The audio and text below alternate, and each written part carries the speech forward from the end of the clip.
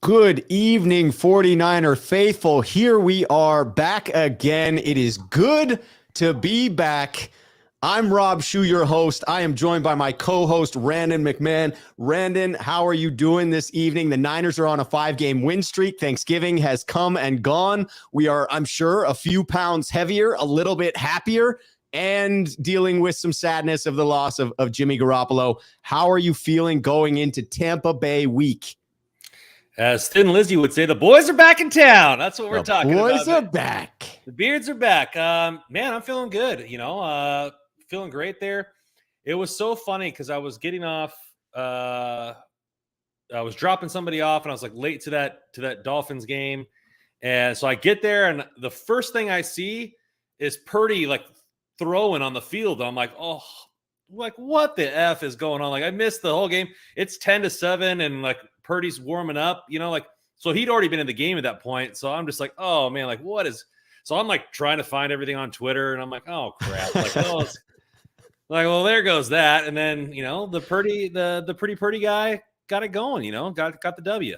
Yes, he did. Niners win 33-17 with the arm of Brock Purdy, taking down Mike McDaniel Dolphins. Absolutely a great game on many levels. I mean, I was thrilled with many things that I saw from the defense, many things I saw from Brock Purdy, and certainly the cast that surrounds him there on the offense. I do want to celebrate those of you sneakerheads, fans of the channel, people that are here live in the chat, because it's been a little while and I want to welcome you back. So Raphael 562 doing the good deed there, asking folks to like and subscribe, but also coming in to say what's up to me, Randon, the sneakerheads, and everyone. The Stivers Niners 209 show. Sad that Jimmy Garoppolo is out for this game. He's going to return on the field in 7 to 8 weeks. We're going to get into that topic about Jimmy's possible return. But yes, it sets up Brock Purdy against TB12. Jay Cruz, 49er coming in. Jimmy's done. Our defense needs to keep up in these games, and Brock needs to play like Jimmy. If he's better, great. Just can't be much worse, or we're done. The turnovers are a key stat to look at going forward. Sean 951 Niners is here in the building. Terry Wright has come in. We've got Alan Elizer, says, Rob Schuh, welcome back, my friend. You've been missed. I hope you're enjoying the new job. I hope you're doing well. Yes, life has gotten in the way a little bit. No excuses, though. Rule number 76, no excuses. Play like a champion. That's it. Terry coming in and say, welcome back, Rob. The faithful need your positive energy. We will do our best to absolutely provide that today. Ellis 10 Sneakerhead here on the channel coming in to say what's up as well. Beast Mode Gaming, he says, did I lose a bet? I'm not sure if we had a bet. Remind me what it is we were wagering about. We had a bet about Seattle's win, and Seattle got one more W closer to me winning some $40. So, all right. Hey, Raphael 562 with the super chat coming in. Who's under more pressure, Shanahan or Purdy?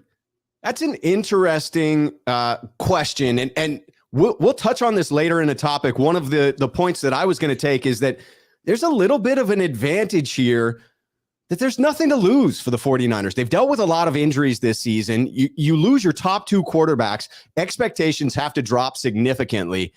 In this instance, I still do believe that Shanahan is under a lot of pressure because he still has a wide variety of skill players that are ready to compete, a number one defense, and a capable quarterback, albeit a rookie quarterback.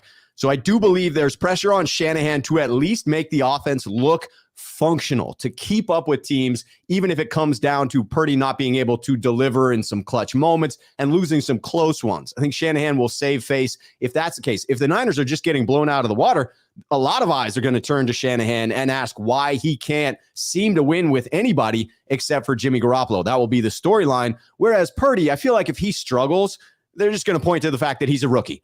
And rookies historically get figured out pretty quickly by NFL defenses and then begin to struggle until they have developed their own repertoire of weapons there. Who do you think's under more pressure in this situation, Randon? Purdy, I believe, is under zero pressure by me. I mean, Mr. Irrelevant doesn't have much on his shoulders. He's already outplayed every Mr. Irrelevant of all time in one game, right? I mean, right. But, it's just We'll see how it works out. Is this going to be another? I mean, we'll get into it deeper, but is it going to be another Mullen situation where he comes out hot and the defense is figuring him out, like you said? Right.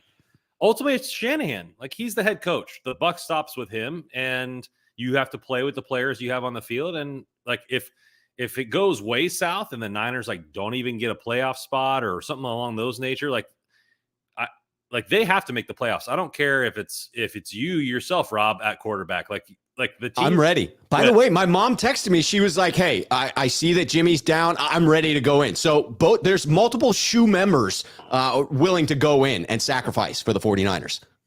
Yeah, it'd be crazy to see that, just Rob out there getting the helmet on, slinging that rock, just hitting Christian McCaffrey for those 1 yard in routes right there. I think I can throw a little 2-yard quick out to Christian McCaffrey. Probably not. I take one hit. I am done for the season. You think COVID and that virus took me out? Man, wait until someone tackles me in the backfield. That's it. That's the end of my career. CMC with 45 targets in that game. Goodness. Yeah.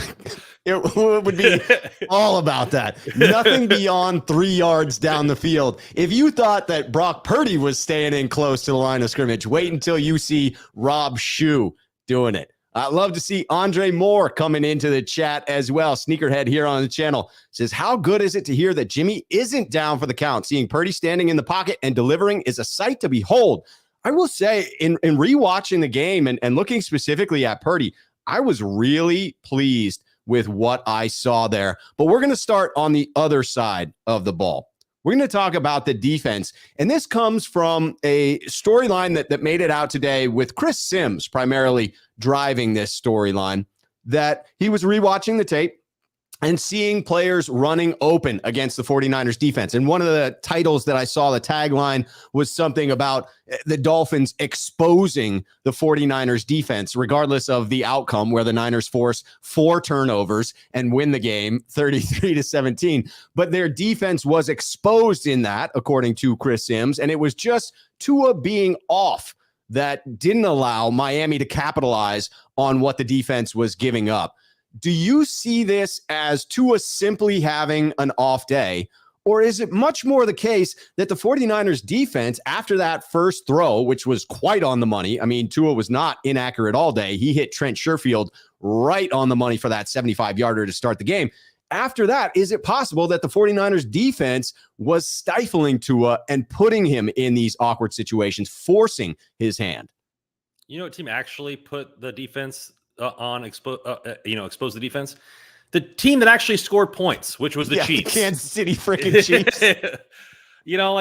People run wild all the time. Like, you can look at film and be like, oh, hey, this guy's wide open. Well, maybe that person's not in the read, or maybe that person is the fourth option or whatever. Tua wasn't great in this game. Like, he overthrew a lot of guys, and it is what it is. But in order to expose a defense and actually dominate somebody, you have to execute.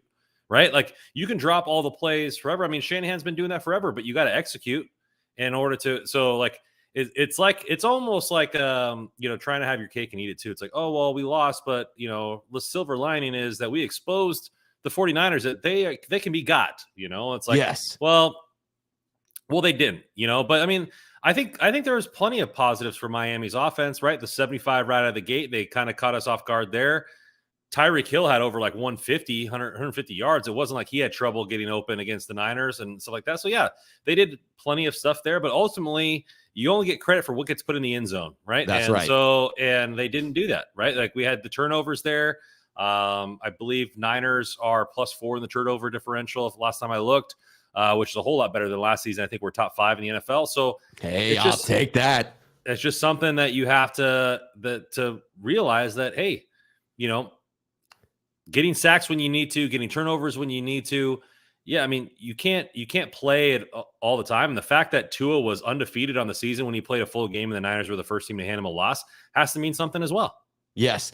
Sacks when you need to and turnovers when you need to. As you just said, that to me is the recipe for the 49ers defense stifling Miami. And so I'm not going to take credit away from the defense for making those plays by oversimplifying it and saying, oh, well, Tua was just off. Yeah, Tua was off because he was getting batted around back there, right? The defense was all over him. The other piece to it, not to take anything away from Nick Bosa's perfectly timed sacks, that the two in the first half, the one towards the end of the game, they just came at the perfect time to stifle Miami, and 4 turnovers. Now, Miami up against our defense with all that speed, I was worried about that matchup. I thought that was a poor matchup for our defense going against that level of speed all around the position players for Miami.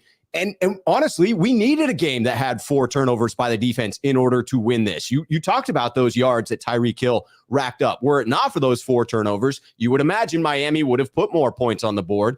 And I'm not confident that the 49ers offense with Brock Purdy back there would have been able to answer the bell. So getting those turnovers, Jimmy Ward leaping over the receiver to make that diving interception, Dre Greenlaw playing lights out.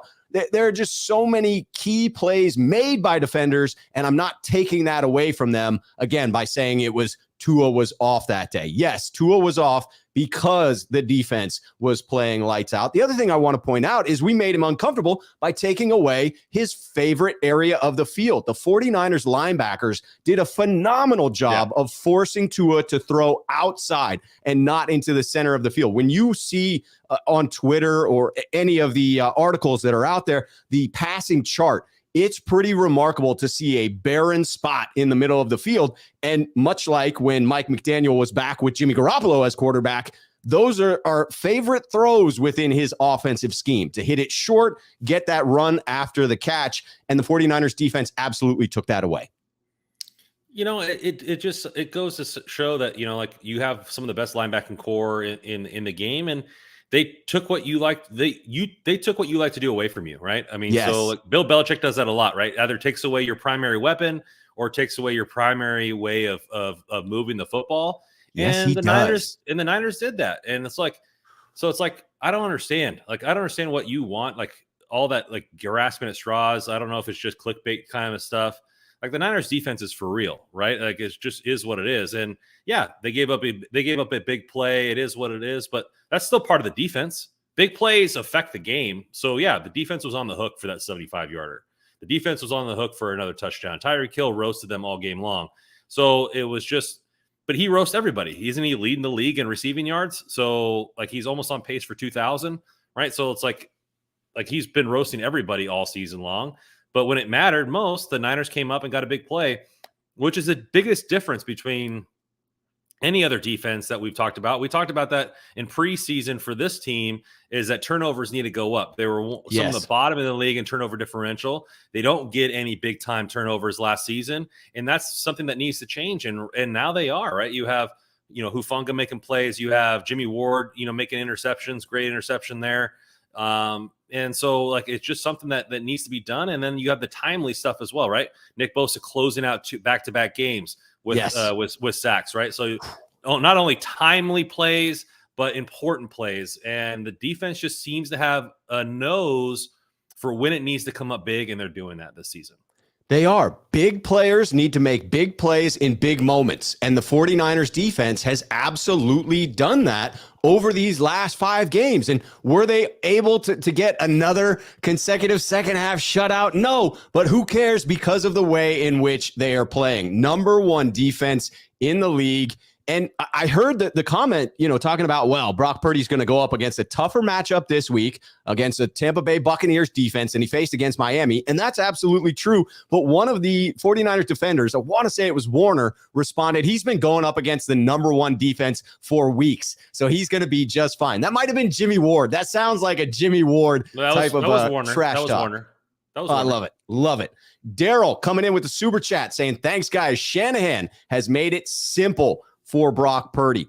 He does have the ability to dial down his offense. And quite honestly, it has worked in the past. You look at Jimmy Garoppolo's first 5 games with the 49ers. Kyle Shanahan absolutely had to simplify the offense. Guess what? It worked pretty well for Jimmy. When we have had other backup quarterbacks step in, we have seen initial success when the game plan is reduced. Sometimes it does feel like getting back to that complicated, need to be perfect Shanahan offense is where we stumble. Again, going back to my point of nothing to lose at this stage of the season. You have a completely veteran team that's set up to win this year, and now you've lost your top two quarterbacks. So a bit of the pressure has been removed because expectations have to come down from being a legitimate Super Bowl contender to we hope we're still in Super Bowl contention. And my theory is that will free up Kyle Shanahan to play looser, to coach looser, to call plays in a looser fashion. And I think that bodes well for Brock Purdy. Did he really make it simple? He tossed the rock 37 times. It wasn't like he was like taking it easy on the rook. Like he's like, hey, buddy, like very let's true. Go. Let's go. A lot of rollouts though, cutting the field in half, a lot of short passes, a lot of blitz beaters, because Miami was certainly coming with a lot of the cover zero blitzes.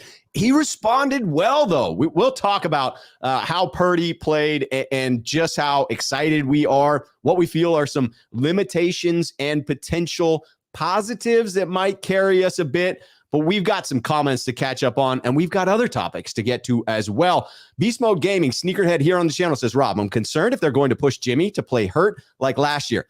I'm not as concerned about this because when we get to that point, and we will talk about whether Jimmy can come back or not, Beast Mode Gaming, pause right here. I'm coming back to this comment because this next topic really ties into that nicely. So let me set it up first, and then I will pause and come back to that topic. So going back to Jimmy, here's the news from today. There's been a significant change in that Jimmy was initially thought to have been diagnosed with that dreaded Liz Frank injury, which means that there's a fracture to two bones and the ligament in between is broken. And then you have the separation of those bones. You're supposed to take like 6 weeks with zero weight on it and then begin the recovery process. It would have been a 6-month recovery, would have ensured that he was done for the year and would have gotten in the way of his offseason activities. It would have been another dreaded offseason for Jimmy of teams waiting to sign him until he's healthy enough to play again. And that would have broken my heart for Jimmy and also would have ruled him out of returning for the 49ers. Now he's gotten another opinion that indicates that's not the case, that it's not the Liz Frank injury, and that instead it is just a simple fracture, and he could be ready to return in that 6 to 8 week window. This was reported initially by Adam Schefter. That 6 to 8 week window would fall somewhere in the playoffs, depending on which you're talking about, possibly as early as the wild card game, possibly as deep as the NFC Championship game week. So this is the setup for that. And now we can get back to that comment that we had earlier from Beast Mode Gaming. So he's concerned if we're going to push Jimmy to play hurt like last year. So that means we get to the start of the playoffs and Shanahan says, all right, we're throwing him in there. Why I'm not worried about this is the only reason you go back to Jimmy early on, if he's still lingering with that injury, is if Brock Purdy is struggling. And at that point, you've got nothing to lose. If Brock has been figured out by NFL defenses, which is possible, I hope unlikely, but possible, then you could return to Jimmy and it's like, hey, you were struggling anyway. You're throwing Jimmy in. If he struggles as well, no big deal. The other side of this is you're not looking at Jimmy as a long-term answer. And so if you need to put him in there and there's any re-injury or he's unable to protect himself, that's highly unfortunate. But from a team perspective, as cold as it seems, it doesn't impact the 49ers beyond a win or a loss this year. So for me, I'm not super concerned about pushing Jimmy to play. I think if he's ready to go, you are probably turning it back over to him. But that's the topic that Randon and I are about to debate. Are you at all concerned, Randon, with the idea of pushing Jimmy to play hurt? No. I mean, either he can or can't play. It is what it is. And it's not like he had 2 injuries on his throwing arm, like his hand and his shoulder. So like that's completely different. I mean, obviously a foot, you're going to scramble this and that. It also like it's going to depend on Purdy and how well he plays. If you're limping in to the playoffs, like if we're losing games and we're barely making it in and, Seattle surpasses us for some reason and all this kind of stuff, like all anarchy comes in and we're squeaking in here, then you have nothing to lose. Like, let's throw Jimmy G in there. Like Purdy's not it. We don't have a chance to win. Like, but if, Purdy's rolling, like maybe you take a little bit more time off, like it really just depends. But like you said, as it's NFL's a cold business And Yeah. Jimmy has no contract next year. We don't have to worry about trading him. He can sign wherever. He's not going to be on our books. So if he gets injured or re-injures that foot or whatever, I'm sorry for Jimmy as a person, but Absolutely. like we're trying to win, the fucking number 6, right? Like, Yep. so like that's where we're at there. And it's a business. And if he's ready to go, like Jimmy does have more experience. Granted, not his playoff stats aren't fantastic, but I think it'll all depend on the situation and how healed is healed at this point. How healed is healed, and how is Purdy playing at that point? I agree with Randall Riley here, sneakerhead here on the channel, who says the throw to Kittle with the 0 blitz in Purdy's face was awesome. Yes, it was. I was just rewatching the game prior to this show. Really loved that throw. I mean, the pressure is right there in his face, and he does it multiple times. So if Purdy is playing that way and the injury is lingering for Jimmy, I think it's fairly easy to leave Purdy in there and stay with the hot hand at that point. Let's continue on this. But first, J. Cruz 49er says the real question here is, will we hear some F-bombs tonight? You just got one. So the answer is, fuck yes, you will. Yes, you will. All right, big boy Lewis comes in. Did they place Jimmy on IR? No, but Shanahan talked about that today. I'm just going to get into some more of Shanahan's comments right here, but let me talk to this one specifically first. He mentioned that it's a puzzle piece. There are X number of players that can return from IR. Correct me if I'm wrong here, but I believe it is 8 in total. And the 49ers, what's that? We have 2 left.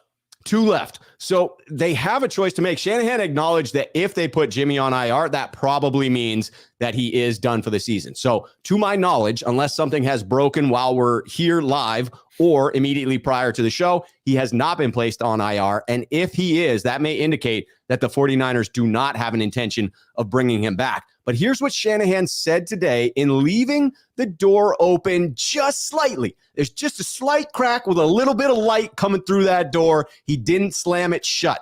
He says it's not a Liz Frank injury. They don't have to do surgery on it. So it'll be a big recovery, but much less than what we anticipated, which is awesome news for him in the offseason. He'll be good to go right away, so it won't be like last year. No ligament damage. So in talking specifically about whether he could return, because reporters were driving at this, they caught on to the 6 to 8 week window and did the math, knowing that was the beginning of the playoffs. So that's exactly what Matt Barrows was doing. He was counting on the fingers. No, it was probably Matt Mayoko counting on his fingers there.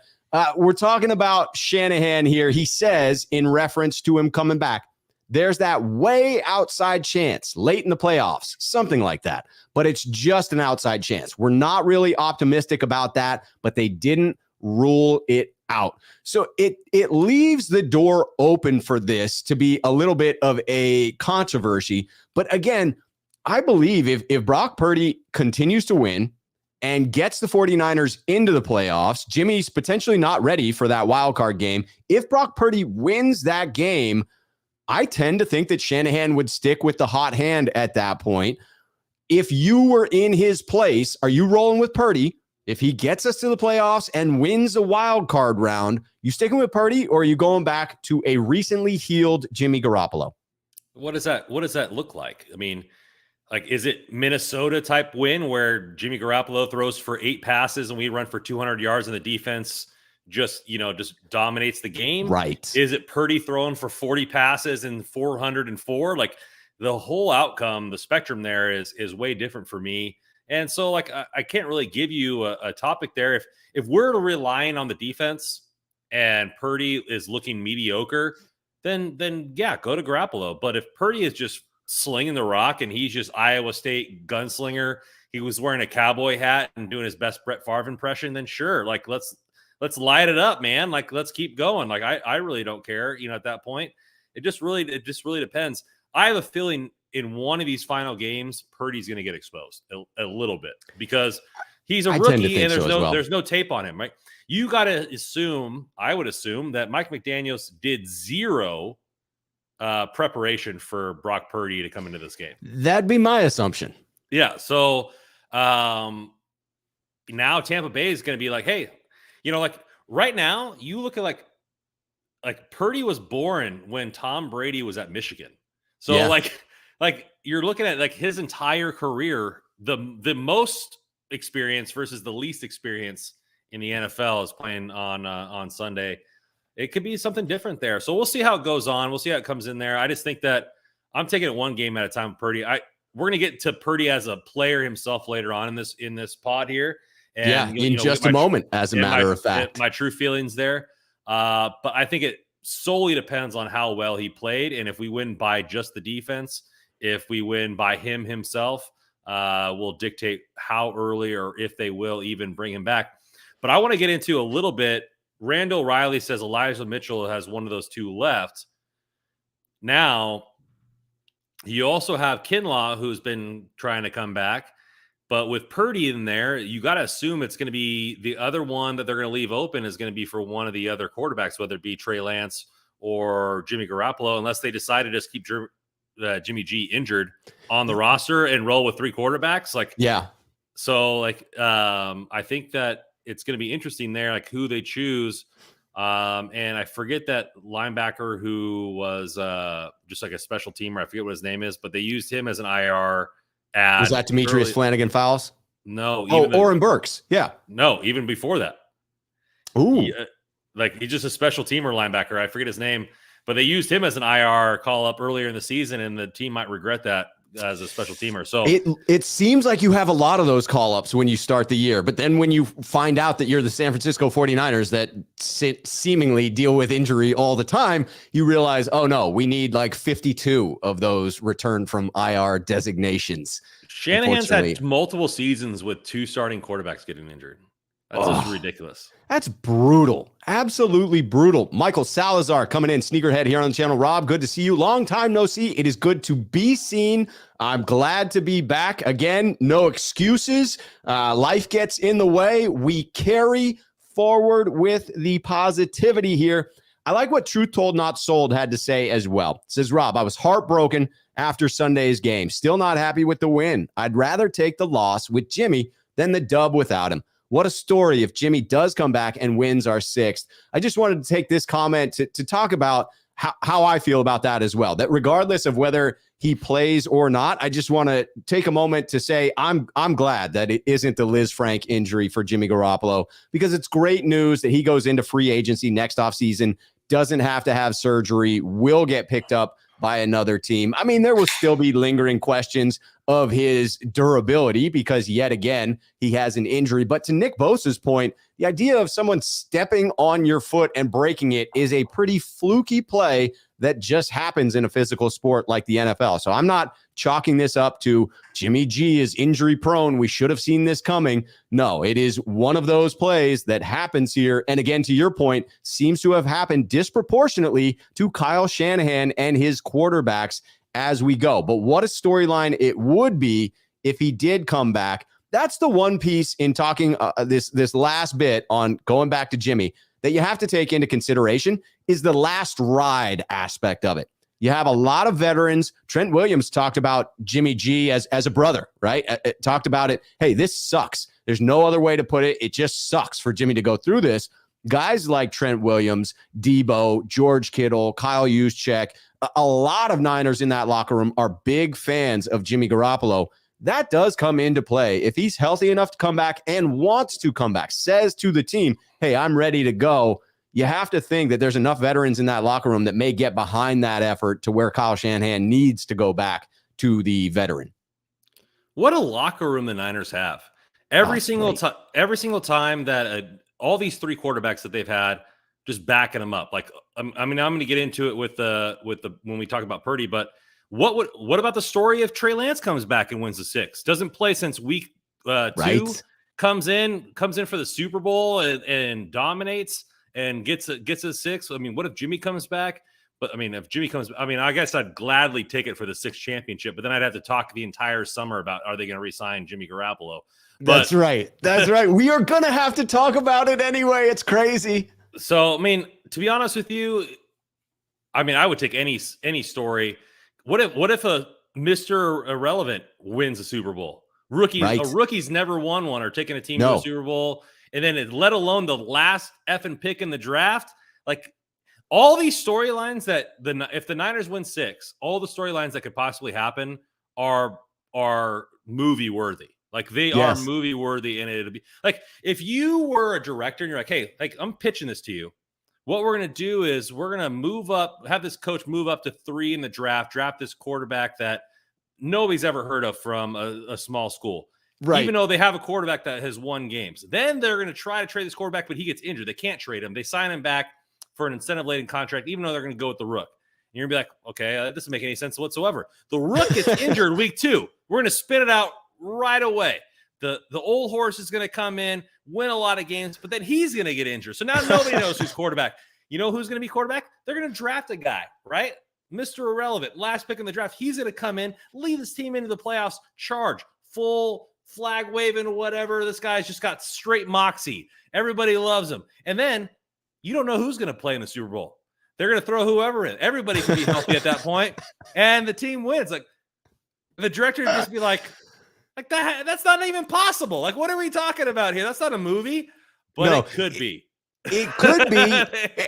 I like what John B is saying here. Anything is possible at this point. Absolutely true. It's as uncanny as if you took the movie Draft Day and it wasn't just about Draft Day. It was about the following season. And you had as many ridiculous things playing out during the season as you did during the draft in that movie. That's what the Niners have dealt with. And yet they are still very much in the running. I saw a question earlier about what do the Niners need to do in order to make a deep run into the playoffs. And that absolutely is a topic that we are going to talk about, because as ridiculous as it seems in losing your top 2 quarterbacks, the Niners are still set up for that. I want to shout out to Roe, who had that question. Rob Schuh, what will it take for us to make a deep run in the playoffs? Our defense has been spectacular. And what's your take with Purdy being our starter possibly for the year? Roe, we're going to get to both of those questions in separate topics. Right now, we're going to talk about Brock Purdy. We're going to go into some skills versus limitations, our impressions of the rookie to this point. How do you break it down, Randon, between what you see that's good and what you see that is bad and defenses could begin to take advantage of as early as this week against the 9th-ranked Bucs defense? All right, we'll start with the negative, and then I'm going to ramp it up to straight It. positivity. Reverse that shit. Yeah, so we're going to Tarantino this assumption here. And so limitations, his arm got a noodle. Just it is a noodle. Nothing there. And you're going to be like, oh, Randon, he can throw deep. Yeah, but with what accuracy and what power? Like I'm talking about there's quarterbacks that are like wrist slinging fucking 20-yard outs with no wrist slinging. I like that term, my friend. A little Rich Gannon action, no consequence there. And Brock Purdy ain't that guy. So no, unfortunately not. Yeah, he's a rookie, right? NFL really hardly ever played. That's his limitation there as far as seeing advanced defenses in a consistent manner. And then I think the fact that he missed a lot of throws. I mean, he missed a lot of throws. Like he's not used to this tight of windows all the time. And so it's just going to be experience is going to be his limitation or his weakness. Yeah. Now, well, let's let you comment on that. And then I'll do the twist ending here. I have to agree. I think you hit the 2 biggest concerns. You absolutely have to be concerned with the limitation of arm strength, because NFL defenses capitalize on that, much like they did when Jimmy Garoppolo was injured. Nagging injuries made him even worse. He's never been a deep ball thrower consistently, but he was even worse, and defenses were able to creep up on that, and it was just week in, week out. I believe that was, last year that we were seeing that consistently. So you could absolutely see NFL defenses creeping up, playing with a lot of guys along the line of scrimmage, thereby taking away the 49ers run game, taking away the middle of the field, and forcing the Niners to have to take some shots. And you wonder if Brock Purdy can make those completions. I don't know to this point. I laugh along with the noodle arm characterization because, first of all, it's freaking funny. So I laugh at that. But secondly, I do think that it's fair to criticize the arm strength. I don't know how large of a limitation it is. As a 4-year starter in college, he was a very capable quarterback. So I'll be interested to see if he begins to push some mid-range shots and the occasional deep shot, whether we see a Danny Gray touch the rest of the way. And I want to call in, I'll get right to you, but bringing in V-Tran, Tua's arm isn't that strong either. But again, within a particular framework, you can really make that work if Shanahan leans into it. So it's a limitation for this. And people confuse arm strength with just throwing the ball deep. That's not necessarily, that's not necessarily the case, right? Quarterbacks split second reactions on whether the guy is open, not open, fitting it into tight windows. It could be a 7-yard in. Very true. If you're feathering that ball in between 3 defenders, that better has some zip on it, right? Like, right. If it's an out, that better have some zip on it. It's not about throwing the ball deep all the time. And everybody's like, oh, he can throw with anticipation and all that. But how much anticipation he's going to have, right? Everybody is a top pick, right? You're playing in college. Not everybody is a great pick. You can beat people up, right?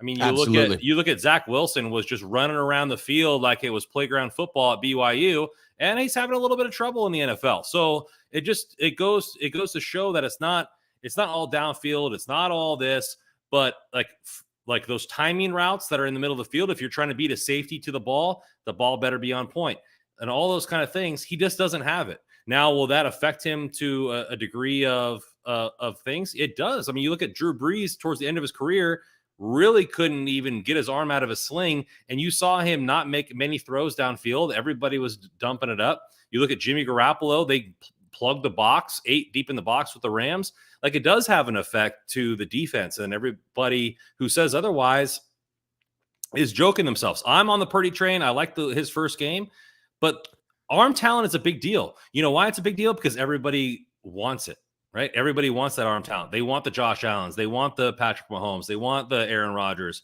because they can do all those things with the timing and anticipation. And then they don't need as much separation to throw the ball into a window, right? And that's what I'm talking about there, because he's going to have to be perfect to be effective on a consistent basis in the NFL, because he doesn't have the arm talent, right? And those quarterbacks don't last super long in the league. They're not effective on great stretches. So I find myself in between where you are on this stance, Randon, and where it appears members of the audience like Randall Riley are. Sneakerhead here on the channel says he throws with anticipation and to a spot. That's all you need. Don't need a laser. That doesn't help. That needle to Debo looked fine to me. First of all, let me agree that there were some throws in there that I was impressed by. Certainly was impressed by anticipation, his ability to get the ball where he wanted it at times. Early on, it looked like he was struggling a bit with accuracy. He did end the day, although a lot of short throws, ended the day with 67% completion rate for 210 yards. So it wasn't a terrible one. But back to the comment where I agree versus disagree is you can win with anticipation, throwing to a spot, understanding what defenses are giving you, playing within the framework of the offense. There are still games, to Randon's point, wherein you'll get into a circumstance where you need arm talent to make a play, where you have to overcome some adversity. And in those instances, there's a reason why these guys that are able to throw with their wrist. Someone had a great comment of somebody with wrist flip isn't available at the last pick of the draft. There's a reason those guys are going in the first round. Here we go. Jay Cruz. Come on. Wrist slinging guys don't go last in the draft. I agree. They go early on in the first round. And that's why my counterpoint to Randall here is that the arm talent does matter. However, it's not necessarily going to prevent you from winning. So I find myself in the middle of those two. But the question wasn't, will it affect him to win? It's his limitation. That's his limitation as a quarterback. We are just going through his limitations. He tried to throw. Man. He tried to throw across his body, and it was laughable. Like, it wasn't a great throw at all. Like, so I mean, it just part of it. And everybody's bringing up all these quarterbacks. Oh, this guy wasn't at a strong arm either. Like, Brady can throw dimes down the field. Like, let's just not get there. But yeah, you can win without it. But we're talking about it's a limitation. You know, like all the quarterbacks in the league that are number one for a consistent period of time generally have a good arm talent, and he just doesn't. Will it hinder him from being a quarterback? We don't know. He's played 3 quarters. Like, let's pump the brakes here on this guy. And to Samuel's point here, he may not have to do too much with all those weapons that are there, right? Yeah. Get it into Christian McCaffrey's hands and get the F out of the way. Exactly. All right, so let's transition to the good. We've certainly hit a little bit of the bad, and we've ruffled some feathers in the process.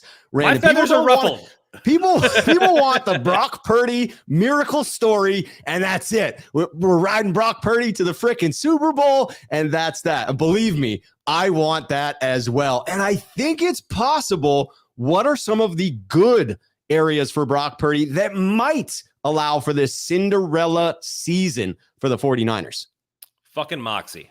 Moxie. He's got moxie in spades, right? He does. Going back to being recruited out of high school, got a full ride to Alabama. He told Nick Saban to shove it and said, hey, I'm going to go rebuild Iowa State out of nothing. Right now, granted, he had Breece Hall, but none of his wide receivers his entire career there had over 1,000 yards, right? So he's slinging the rock to everybody and anybody that can catch the ball, running the football with Breece Hall, and built that program out of nothing. I love the moxie there. Comes in Trent Williams saying that, hey, he gets in the huddle, tells people to shut their mouth. Like, we got to win a game. Like, he's commanding the huddle. Shut your ass up. I love it. He's commanding the huddle like Peyton Manning is what he said. Now, maybe not go that far but like, let's Omaha.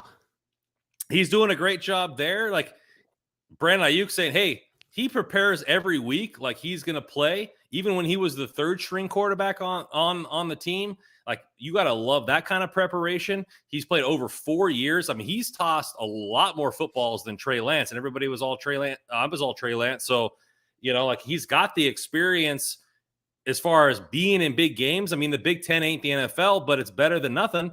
And so he's got a lot of there, I think. And best of all, I think he believes he can do it.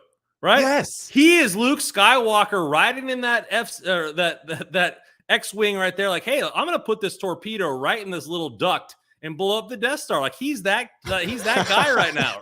And that's what I love. That's what I love about him. His moxie is my favorite skill or attribute that you want to bring out in him. Yes. Is his belief in himself and like it's just great.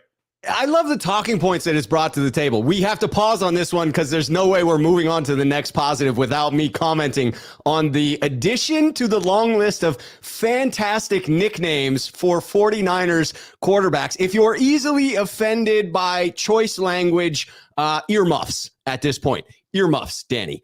All right, so here we go. Adding to the long list of nicknames, Porn Star Jimmy, Lap Dance Lance, Big Dick Nick, and now we have Big Cock Brock. I mean, George Kittle throwing out the BCB on Instagram, playing off of Richard Sherman's Big Dick Nick. Now we're on to Big Cock Brock. It goes back to this moxie that you're talking about. And I think that leads into the next point for me that is one of Purdy's strengths, hands down strengths, is his aggressive nature in the game. And then it's reported that he's doing that in practice again. We all heard the storyline of Fred Warner asking Trey Lance, hey, man, in practices, let it rip because you got nothing to lose. That's where you get better. Take chances. Allow us to make plays. Don't be super conservative.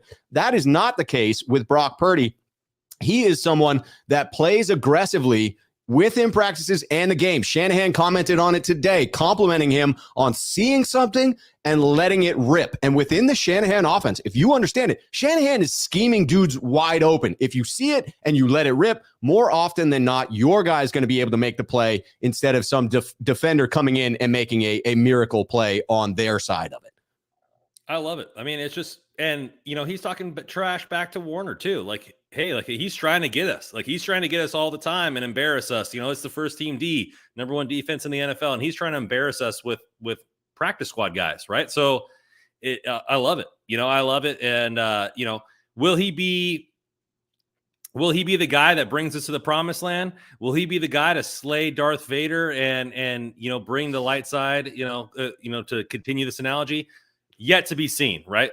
Those movies have not been written, but so far what I've seen from this preview, you got to love it. Got to love it. Great one 765 says, Rob Schuh, the real Cinderella story would be Trigger Trey coming back from a horrible injury and winning it all after the negativity that's been thrown at him since day one. Totally agree. That would be a Cinderella story. Also, Jimmy G coming back, saving us in his last ride would be a Cinderella story, as would Mr. Irrelevant. Like, if the Niners manage to pull this off by any combination of the three quarterbacks, two with ailing health, it would be a miracle and we should celebrate it. This is the type of season to me that I'm getting great joy out of just because of the way this unit has come together, because of the way this locker room has fought. They've overcome some adversity and they're showing heart. They're wearing it on their sleeves. And that's my hope for the remaining 5 games in the regular season.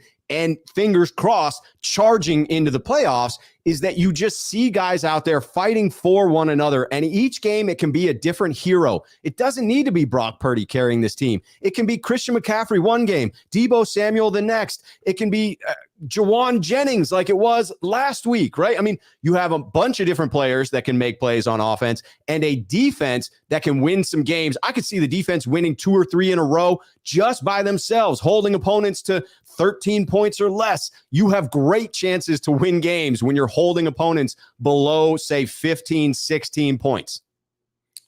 The way the season's gone on, I wouldn't be surprised if there was more twists and turns. Like whoever the quarterback that starts gets injured in the second quarter, and then just Trey Lance coming out of the locker room wearing number 5. Everybody's like, yeah, like just screaming and stuff. Like he just like I wouldn't be surprised about anything this season. Like there's been so many twists and turns. Like Niners are not short on content. Let's just say that. Like that's right.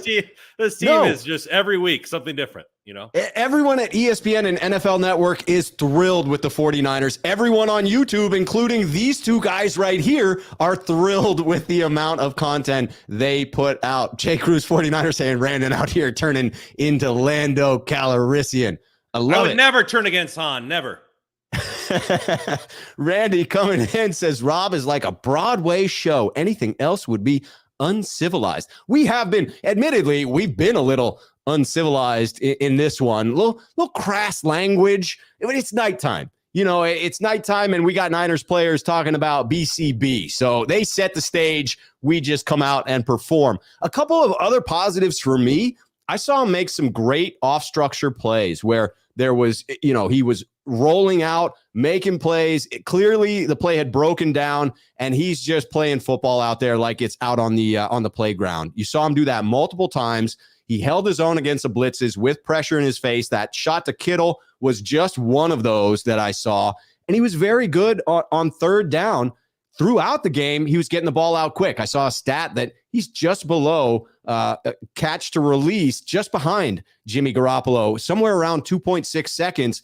And a lot of that does have to do with the game plan and the fact that we were calling blitz beaters, immediate dump offs to Christian McCaffrey. But you would assume that Kyle Shanahan is going to continue to try and dial up that short game as much as defenses allow him to. I mean, the throwing chart between him and Jimmy Garoppolo was almost identical. So like it's just great there. But the off script stuff has been fantastic. And if you look at his combine numbers, not great for Brock Purdy, except for in one situation, his 10-yard split. His 10-yard split was amongst one of the highest for quarterbacks, like getting out of the pocket. So that initial burst to get outside the pocket and make something happen, phenomenal for Brock Purdy. I think he's 90th percentile, right at the top. So Boom.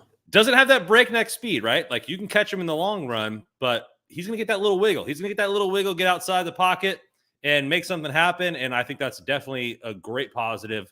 Good call there, Rob. That's huge. That's a great positive, not just for getting out of the pocket, but moving around inside the pocket, climbing the pocket. That was one area that he could improve. There was certainly, Jack Hammer called this out on Twitter, and I immediately saw what he was talking about, where Purdy goes back down the pocket, runs immediately into a defender, and the correct read was to step up into the pocket, climb the pocket. It's illogical in your mind. You're like, I'm going to go towards these 300-pound dudes. Like, that doesn't seem right. But the reality is your 300-pound dudes have created that wall around it. You need to step up in between all of them. I do think that will be a critical piece. Which happens. Patrick Mahomes flat out came out and said his first year in the NFL, he was making one read and then schoolyard football. Yeah, so, absolutely. And so it happens. Like, hey, like young quarterbacks, when the play is going really fast, their initial thing is to rely on the thing that got them there, which is athleticism. That's right. And so if it means, hey, one look and that ain't there, and I'm running out and I'm bailing, I'm trying to find somebody open, whatever works, as long as Shanahan doesn't have an aneurysm about letting a young kid do that stuff, I'm okay with it. Whatever works. That's what Leonard JG, sneakerhead here on the channel, is saying as well. He says, I'm okay with a bizarre quarterback situation if we can get Lombardi number 6. Yes, Leonard, I'm pretty sure that if offered, I might sell my soul for Lombardi number 6. I'd have to give it some weight, but I'm pretty close to that. Like, whatever it takes, get it done. I also like what Jay Cruz is saying here, that it really wouldn't be a Cinderella season. I mean, it would based on the quarterback, but this is correct in saying that the rest of our roster is stacked. And when you take the quarterback out of it, the Niners winning the Super Bowl this year, making a deep run in the playoffs, getting to the playoffs, all those things are achievable because this roster is absolutely stacked. But it would be a Cinderella story because George Kittle himself said, like, hey, you lose your starting quarterback, you're screwed. Like, your season's over. Thank God we have Jimmy G as a backup. Now you're going to lose 2 of them, and you're going to play a guy, Mr. Irrelevant, who's already the best Mr. Irrelevant of all time. He's the only one with a forward pass there, Rob. So like, he's already the best of all time, and you're gonna win potentially with Mr. Irrelevant, the first rookie to ever win a Super Bowl. That would be bonkers. Yes. And by the way, I am kidding. I will not sell my soul for number 6. As I said that, I was like, wow, that's dark. That's real dark. Even to joke about it feels a little bit off. For those of you watching, do me that favor, hit the like button. I wanted to say down below is all the information for giving Randon a follow, whether that be on Twitter, his YouTube channel, or checking out the Hockey Royalty podcast. All of that information is down below. If you haven't subscribed to this channel, do so while you're on your way to find that information. We got a few more topics to get to here. This one's a quick one, and it's just comparing the Jimmy versus Trey situation. I'll give my take on this, and Randon, just see if you have any response to that. But what I'm wondering here, because the difference in the two is notable, when you talk about Shanahan's language in referring to the possibility of Trey Lance coming back versus the possibility of Jimmy Garoppolo coming back. He closed the door on Trey Lance. Now, he may not be lying. It could be that the training staff definitively said to him, hey, Trey Lance is not in a position to come back this year. But when you have all the Twitter doctors out there saying, well, an ankle injury such as the one that Trey Lance suffered, he should be able to come back in time for the playoffs. That seems to set up enough for 49ers reporters to continually barrage Shanahan with questions about Lance coming back. He has shut those down. Now we have this sliver of light as far as Jimmy coming back.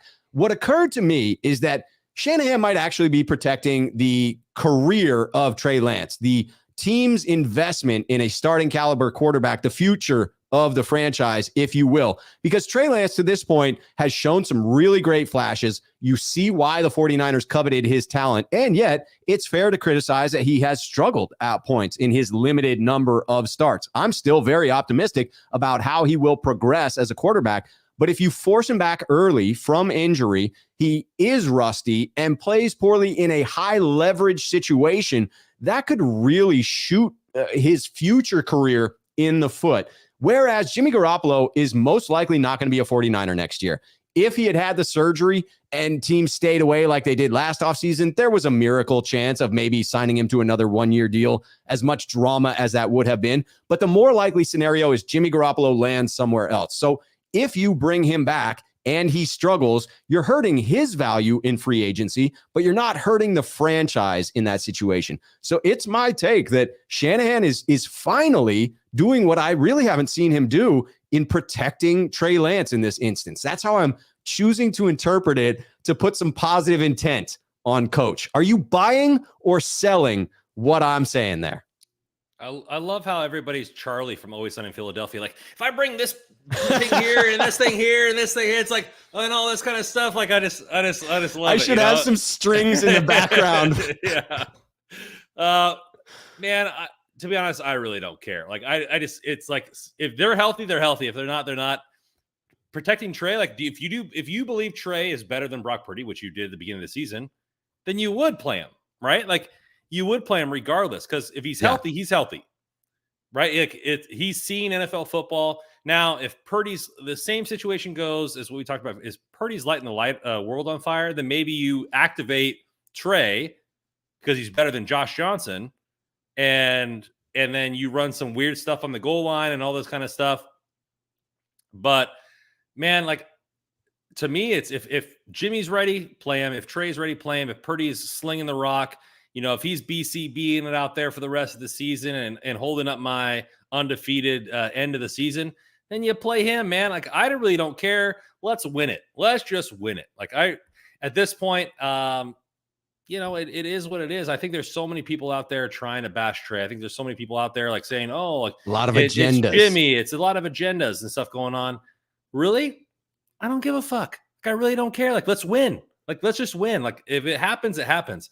Why are we thinking about stuff that's happening in the Super Bowl? Like, that may happen in the Super Bowl or the conference championship, because that they may never happen, right? Because both of their end times, like if it was slower healing time, is in March. So like, right.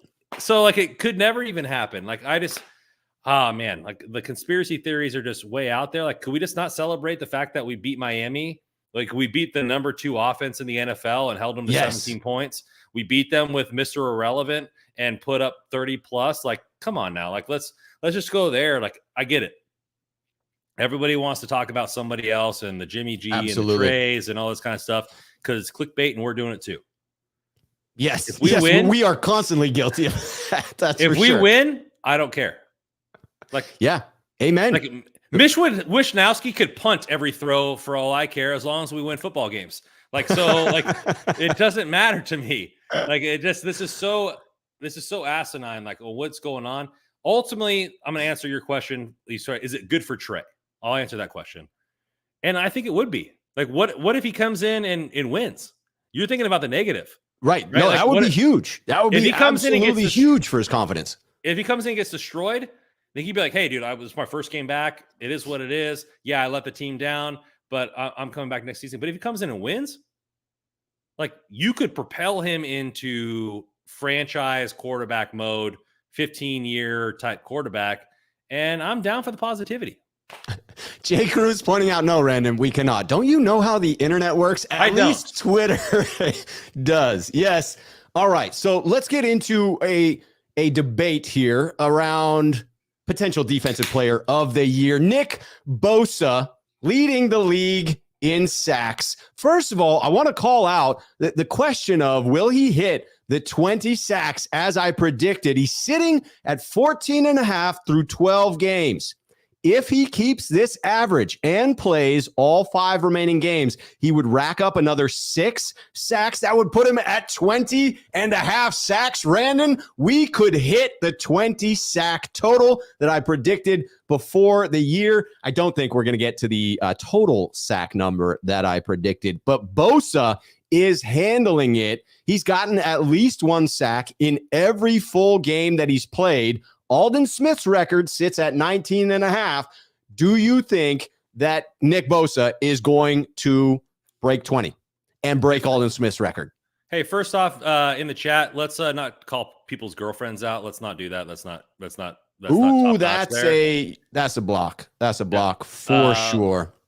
David, you were, let me just pause on that and say, David, you were okay when you were just talking about the Cowboys. I was going to warn you about just calling the Niners trash without saying, hey, the Niners struggle with this. But when you get into name calling, in particular, bringing in someone's partner, whether you're joking, their mother, whomever, that's it. I don't have a tolerance for that on this channel. I'm about positivity. I'm not about dragging others down. You can disagree. You can not like the Niners. You can support your Cowboys. But again, if it devolves into that, that's a simple block for me. No hesitation. So this has been a thing for me too. I mean, ironically, with a Cowboys fan, I am in Texas. I've talked to many Cowboys fans, and just early this week, I said, man, I mean, Nick Bosa for Defensive Player of the Year is looking pretty good. And they're like, oh, that's Codswallop over here, you know, right? Like Micah Parsons. Yeah, and they're like, hey, you know, he's got more sacks, he's got more this, he's got more that. And I was like, check your stats there, buddy. And literally all the people in my freaking finance office were like, oh, really? Nick Bosa's got more sacks than? Yeah, he does. Actually, you know, there's been 6 games this season where Micah Parsons didn't even register a sack. You know, at least Nick Bosa is consistent, you know, as far as putting up that repertoire there. Being honest, though, Micah Parsons has a good chance of winning. Oh, he absolutely does. And he's he'd be deserving if he got it right. It wouldn't be like, oh, they stole this from Nick Bosa. He is a stud. There's no doubt. But my come back to them was generally the person who leads the league in sacks wins Defensive Player of the Year. Generally, they do. I mean, Aaron Donald didn't lead the league in sacks a couple times, but they just kind of gave it to him. I mean, it's deserving, but yeah, I think that's also recency bias. Like, oh yeah, he's a great player, so he should win it. If Nick Bosa leads the league in sacks, he's winning Defensive Player of the Year. I think so too. And you'll have guys like Richard Sherman that start the conversation. And then I do believe it will get picked up as a national narrative. And it's those storylines that have to get told to bring everyone together and start to spin that narrative of like, oh yeah, it's destiny that Nick Bosa is headed for that Defensive Player of the Year. ESPN, but I think you're right. There is competition. ESPN wants the Cowboys to be good. So they're going to pump that tire until it explodes. So that is true. So I think there's a lot of stuff here that they could look at, right? Like if you look at the stats itself, right? So yes, Micah Parsons has more forced fumbles. He has an actual defensive touchdown, but he also plays linebacker. So like he's on the field a lot more than Nick Bosa is. He's got more tackles. Like, okay, great. But then people are like, oh, well, if he's playing linebacker and he has close to the amount of sacks and close to the amount of pressures that Nick Bosa has, shouldn't that get him the Defensive Player of the Year? And I'm saying you're looking at Nick Bosa's dominating his position more than Micah Parsons is. And whether it's Defensive Player of the Year, Defensive Lineman of the Year with a show, that like joke of an announcer at ESPN, like it doesn't matter to me. Like it really doesn't, because Nick Bosa like is dominating his position like you've never seen. Like and dominating it. Sorry, go ahead, please.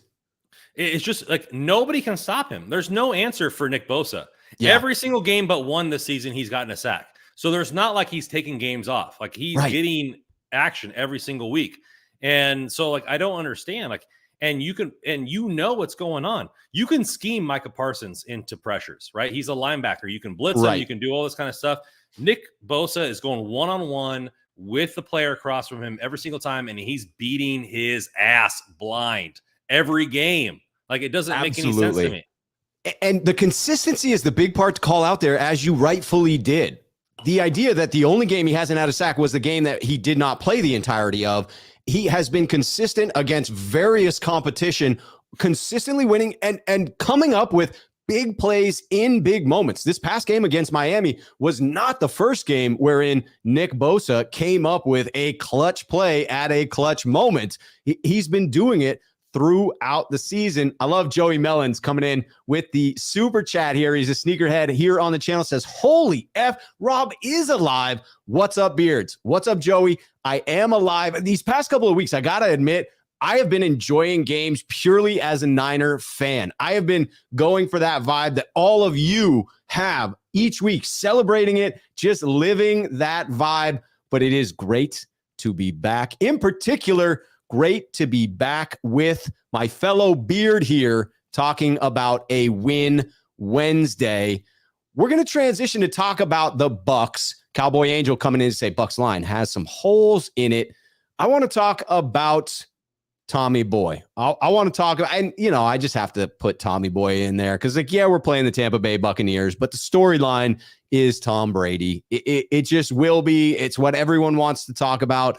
We will hear the storyline. You mentioned it earlier that he's been playing in the NFL almost as long as Brock Purdy has been alive. Brock came out and said, hey, he's been playing football longer than I've been alive. That's absolutely true when you take into account his college career. And before that, he's been playing a lot longer than Brock has been alive. But the fact that he's been in the NFL 10 months shy of Brock's lifespan is wild. So for Brock to come in and beat him, that would be the storyline. My first question for you, Bucs, record clearly paints them middle of the pack, hovering around 500.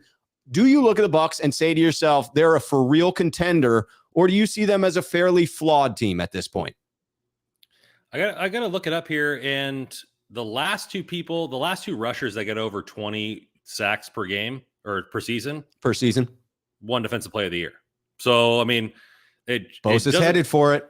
It's happened quite a few times. I think the only snub there, I'm looking at it right now, was Justin Houston in 2014. He had 22 sacks and didn't get Defensive Player of the Year. But that's wild. it hardly ever happens. So if Nick Bosa gets 20 plus and he leads the league in sacks, he should win unless people just have their heads up their asses. Looking forward to Tommy Boy. Yeah. Like, why not beat the GOAT? Like, let's do it. Like Mr. Irrelevant versus the GOAT. I mean, Brock Purdy was sucking at his mother's teat while Tom Brady was winning bowl games in Michigan, right? So like, yeah, I'm all for the storylines there. Like, and then everybody's like, oh, we should have had Tom Brady instead of this, and should have had this and that, and crystal ball and tin hats and all this. For me, it's all about Sunday, man. I'm down for Purdy lighting it up and taking it to Tom Brady, you know? And hey, Tom Brady, expect some trash talk because Purdy seems to have a mouth on him, right? Like, hey, I'm giving it to you. I'm giving it to you, you know, and I like it, man. I think it's going to be good. I think so I'm looking too. Forward to it. Me too. And I think Jay Cruz, 49er, has a point here. It ain't Brock beating Brady. The 49ers, the team, is going to beat the Bucs. That's absolutely the case. And this is a talented enough team to win. Randall Riley, sneakerhead here on the channel, pointing out the Saints were 1 first down away from winning 16-3 the other night. It was another damn Brady miracle comeback. It's just a bit tiresome at this point. His only one with that point spread in his career. That's wild. And he passed what? He passed Peyton Manning with the most comebacks, being down in the fourth quarter in NFL history. I mean, you play for a couple of decades, you're bound to set some records. Just ask Jerry Rice, still catching passes at age 41 for the Raiders. Fun fact for that, everybody. So Justin Jefferson is leading the NFL in the first 3 seasons as a receiver. If he continues his stretch, he'll be averaging over 1,600 yards per season in his first 3 seasons, which is ridiculous. How many seasons would it take for him to average that amount to match Jerry Rice? 14. Exactly. Is it really? Yeah. Yes. I just did quick math in my head. I literally took a guess. I was like, 12 times that plus a couple. Yes. But guess how many seasons for touchdowns? No idea. Like 36. So Jerry Rice. Like Justin Jefferson's getting the yards, but he's not getting the touchdowns that Jerry Rice is. It's just ridiculous. Like the next closest guy is like 50-something touchdowns away or 40-something. I think it's Fitzgerald, right? But anyways, keep going.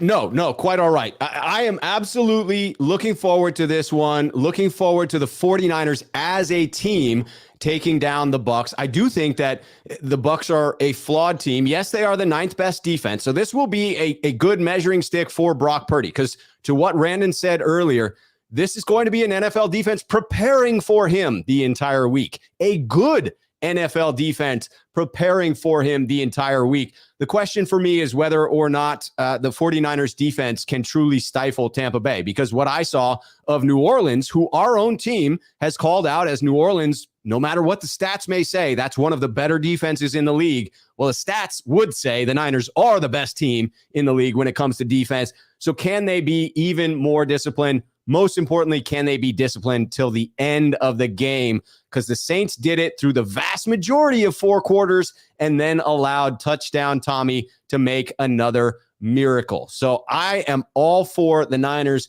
winning this one. I believe it will have to be a team effort. The defense will need to stifle Brady, and the offense will need to help out Brock. It can't be on Brock Purdy's shoulders. Tom Brady is funny, by the way, in his late career. He's telling Nick Bosa to take it easy on him. like I love it. You know, I love that kind of stuff. Jay Cruz, good call out. Armstead coming back, great first game, taking on triple teams, phenomenal job. He's going to be huge down the stretch. He only played like 46% of the snaps. He usually plays closer to 75, 80%. They eased him back in, but he was a game wrecker. He was super efficient with that low percentage of snaps that he has. I agree, Randon. This is huge having Armstead back. I don't think that we appreciated just what we were missing while he was out during that stretch.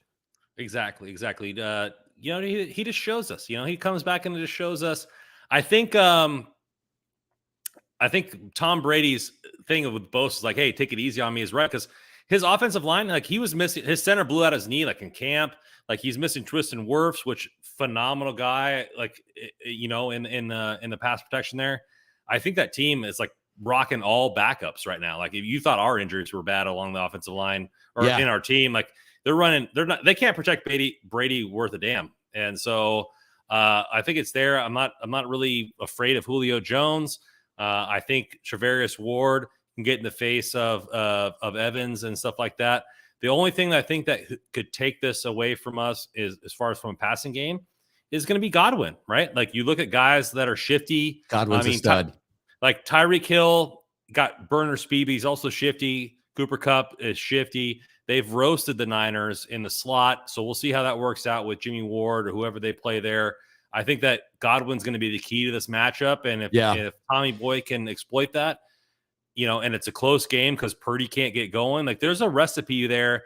But I'm going to go with my prediction, even with Purdy. I think we over 10 points on this team. Ooh, I like it. I absolutely like it. And I agree with your assessment that Godwin is one of those guys. He's a phenomenal route runner, great at getting the ball, getting open in space, and great at some of those contested catches that you wouldn't think he would be with his size, because you got on the other side a much larger target quite often. Also, both running backs are good at pass catching. Our linebacking core is going to have to be on their game again. Hey, the linebacking core has been phenomenal for a couple of weeks in a row at a minimum. I mean, phenomenal. I loved how the story came out that Shanahan last week after the game 2 weeks ago, called out the defensive line, joking, saying, hey, it seemed to me that the linebackers beat you guys out, that they had the more impressive showing. Looked over at Nick Bosa, stoic. He did not take it as a joke. He took it as a personal insult. And then during his 3-sack performance, comes up to Shanahan and was like, that's what happens when you talk shit about me in a team meeting. If I'm Shanahan, I'm like, great, I'm going to talk shit about you every week now. I want some more 3-sack his brother, performances. his family. That's right. We're talking about 5-sack games if Shanahan plays this right. That's what. Oh, man. It's just, again, going back to the storylines of this team, they're just such a likable bunch. I know I'm biased as a San Francisco 49er faithful, but man, this locker room, this coaching staff, our GM, maybe not our ownership, but like the vast majority of this team, very likable. Speaking of likes, J. Cruz 49er doing the good deed, saying hit that like, folks, indeed. People are pointing out that, hey, that game against Seattle may be a bigger test. I could agree with that. It is a short week. We're going up to Seattle, tough place to play. I'll be there at the game. A lot of things that you have to overcome in that one. I'm just not willing to look 2 weeks ahead. I'm focused on Tampa Bay. I won't look 2 weeks ahead, but let's flash forward to take a look at the Super Bowl. So we can't focus on Seattle, but let's see what 9 weeks from now could look like, Randon. Is it fair to say that the 49ers still have legitimate aspirations to win a Super Bowl, now that it seems most likely it would have to be Brock Purdy doing that, and the historical trend that a rookie has never won a Super Bowl in all of NFL history? Let me throw some words out here for you. Throw some words at me, my brother. Nick Foles. Joe Flacco. Trent Dilfer. Are those guys juggernauts at the quarterback position? I think not. I'll answer that for you there, brother. They're not quite as good as Brad Johnson. I'll say that. Oh, man, I missed one then. Brad Johnson. Yeah, we can win the Super Bowl still. Is it tampered down? Is it wearing a heavy gel set on some hair here? Sure, it is. But I'm still positive, man. This defense is so good, and they're coming up time and time again, and I love it. I love it a lot. I like it a lot. And I just, man, I just can't seem to think that this team doesn't have a chance because our defense is just that good. Like you have guys who have played in the NFL that saying this defense is rivaling that of the Ravens of when they won. It's rivaling that of the Bears. It's rivaling of those teams that are just juggernaut defenses. Those analysts, meaning Richard Sherman, who knows what he's talking about. So, what you're saying is an unbiased national journalist. Yes. Yeah. I mean, he's played for our rival. He's played for us. But I just think that it's always there, right? I mean, there's been plenty of games where a team scored less than 10 points because of the defense, right? So Yes. especially in the Super Bowl. So why can't that be the Niners? Like, let's Amen. hold the team to 10 points or less. Let's let Brock Purdy run his Iowa State-ness and moxie and all that kind of stuff and eke us Mr. Relevant. and give me a cardiac arrest when we win 13-10. Like, let's do that. I love it. You know, like, I'll take the 13-10 heart attack, my friend. so like, that's what I'm saying. Like, is my aspirations dampered because Jimmy Garoppolo is no longer the quarterback? Yes. Is it negated away completely? Like, this season is over? It was when I was drinking at the bar, but it ain't when I'm drinking now. So let's do it. Yes, the fire has not been extinguished. A couple of comments that I love here. Alan Elizer, Sneakerhead here on the channel coming in. Rob Schuh, I agree with Jay Cruz. 49ers, that 2 weeks is too long without my shoe fix. Your positive attitude helps me, and talking Niners is awesome. Gore that like button. Thank you, Alan. 2 weeks was too long for me as well. Again, did enjoy just viewing the Niners purely as a fan, not looking at what's the content that I'm going to get out of it. Certainly appreciated that time away and missed it like crazy.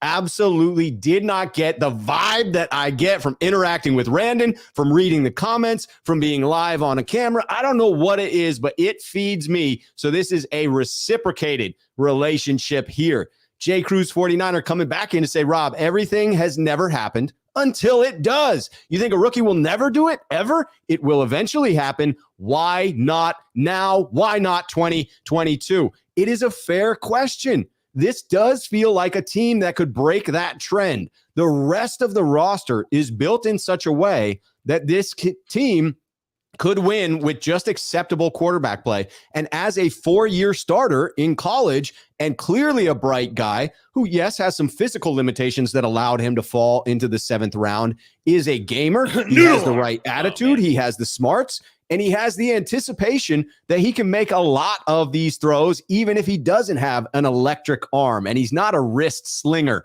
of sorts. So, yes, I think it is absolutely a positive. I'll say this. I thought Miami was a barometer of sorts. They weren't preparing for him, and I view them as a tier 2 playoff team. So it was a win against a playoff team. I think another win against Tampa Bay will be similar, that Tampa Bay falls into that tier 2 level. I do think within the NFC, you've got to get to the Eagles and what the Cowboys are rounding into right now as more formidable teams to come up against before you truly know. Or over on the AFC side, Buffalo, Kansas City. Those are the teams that you're really going to need Brock to play well in those games. I'm not sure that against a team like Buffalo or Kansas City that simply playing good defense is going to be enough, because it oftentimes sets up what we saw in the last Super Bowl against Kansas City, where you play 3.5 quarters and you're doing great, but because you're unable to complement it on offense, eventually the defense gets gas. So I'm not predicting that's what's going to happen. But the good news is, in order to come up against KC or Buffalo, you got to be in the Super Bowl. So I'd be pretty freaking excited about that. I think Tampa Bay is a bigger barometer, to be honest with you.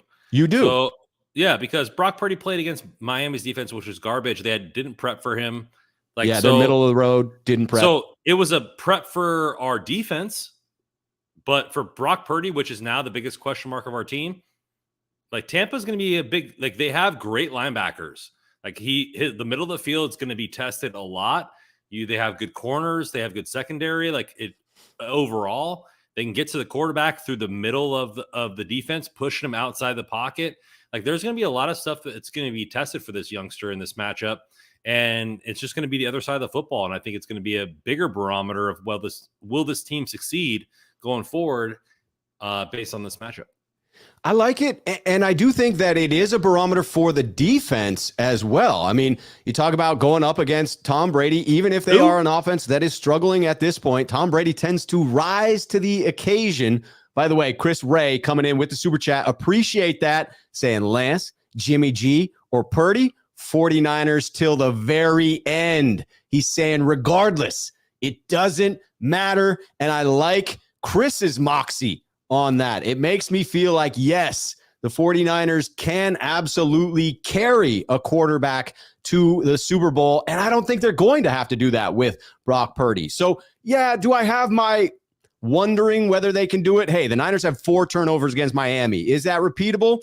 I don't know. Probably not. Yes. Those are the type of games that come out of left field. But there are big pieces to this defense that if they continue to stay healthy and progress, 2 of those pieces being Deommodore Lenoir, whose role now opposite of Mooney Ward is huge for this defense, and Eric Armstead's health. If those 2 things go right for the 49ers, if Lenoir plays the way that he did this game versus how he played the week prior, that is night and day for this defense, where you don't really have an immediate weakness that a star quarterback can just pick you apart, can just shred the defense because you can't stop him in that one instance. And Eric Armstead, again, we talked about the impact he had only playing in fewer than half of the defensive snaps. That will ramp up. So as long as his health holds, I think this defense is going to shift even further into that number 1 spot, being one of those defenses that people talk about like the Ravens, like the 85 Bears. I absolutely think that this defense has the potential to carry the Niners into the Super Bowl. Yeah, the Redwood is back. The Eric Armstead, the Redwood is back in the center of the defense. So we'll be good. I love it. Speaking of being back, we're back, baby. It was great to be here. Great to have this show. Great to get to Bro Montana's super chat here. Sneakerhead here on the channel, getting it in just in time. Says, what's up, fellas? Bro Montana in the house. Hope everyone is well. Keep it up, 2 beards. Bro Montana, we appreciate your support. We appreciate you being here. I appreciate everyone's support. Love all the super chats coming in tonight. Love the activity in the chat. Love being able to block a Cowboy fan for getting inappropriate in the chat, because I was going to tolerate it for a little while, but then he made it easy on me. And that's wonderful, because I always, like to step on a Cowboy fan when I have the legitimate opportunity to do so. But ending on that positive note, this was a phenomenal show, and it was just a pleasure to be back here talking Niners with you, Randon. My beard missed your beard, man. It missed it. It missed it. I mean, I miss talking to you. I miss talking football with you, man. It just, hey, life happens, but I'm glad to be back. I'm glad we're back. Yes, life happens, but now our life is back to football, and that's where it should be. I appreciate everybody here in the chat. Good to see Luke Walsh popping in. Raphael5629 saying, great show, gentlemen. Appreciate that. And Jay Cruz coming in to congratulate us on the show as well. Sorry, I'm reading too many comments and now I'm getting sidetracked. I'm trying to take this show off the rails, Randon. It was such a good show that I want to take the ending and screw it up a little bit, just to bring it down a notch so that next week there won't be super high expectations for us, because we can't always crush it like this. We've got to have some off weeks. Yes, this just didn't happen to be one of them. Yes, we can. Yes, we can. We're gonna crush it through to the Super Bowl, just like the Niners are going to. Let's do it. Let's do it. Let's do it. This has been a pleasure. Randall, we absolutely will be back soon. Please, I will be back on tomorrow night at 7 p.m. Same bat channel, same bat time with Jack Hammer. Very excited for that. Excited for the vibes that we created tonight. Agree with that, Cowboy Angel. Randall and I will be back next week as well. Jay Cruz, thank you for doing the kind deed. Hit that like button on the way out. Again, Randon's information is down below in the description of the video. You can follow him on Twitter, subscribe on YouTube, and go check out the Hockey Royalty podcast that he is a part of. Crushing it. Appreciate everyone that was here. Again, I'll be back tomorrow at 7 p.m. on the channel with Jack Hammer. Back next week with my man Randon. And until then, you know the drill. Cheers, faithful.